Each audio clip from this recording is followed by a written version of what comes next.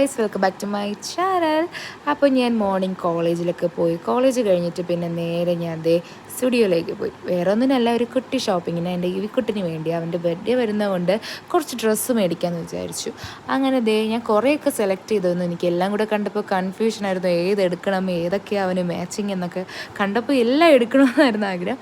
പിന്നെ ഞാൻ വിചാരിച്ചു ഏട്ടനെ വിളിച്ച് ചോദിക്കാമെന്ന്. അങ്ങനെ ഏട്ടനെ അമ്മയെ വിളിച്ച് ഞാൻ സെറ്റ് ചെയ്ത് ഏതൊക്കെയാണ്. അപ്പം ഞാൻ എടുത്തു വെച്ചത് തന്നെ അവർക്ക് രണ്ടുപേർക്കും ഇഷ്ടപ്പെട്ടിട്ടുണ്ടായിരുന്നു.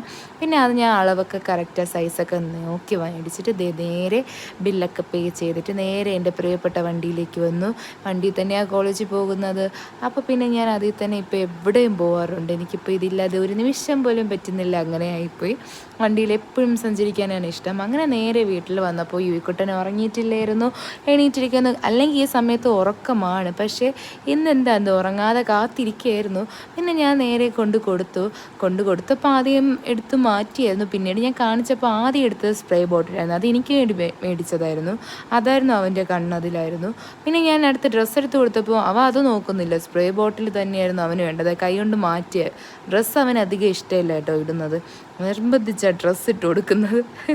പിന്നെ ഞാൻ വച്ചൊക്കെ നോക്കിയപ്പോൾ അവന് ഇഷ്ടപ്പെട്ടു. പിന്നെ അവന് ഇഷ്ടപ്പെട്ടായിരുന്നു കേട്ടോ. ഞാൻ എടുത്ത ഡ്രസ്സ് മൊത്തം ഇട്ട് കൊടുത്തപ്പോൾ അവന് ഇഷ്ടപ്പെട്ടു. അപ്പോൾ ഇന്നത്തെ വീഡിയോ ഇത്രയേ ഉള്ളൂ. എല്ലാവർക്കും ഇഷ്ടപ്പെട്ടെന്ന് വിചാരിക്കുന്നു. ലൈക്ക് ചെയ്യുക. Bye guys.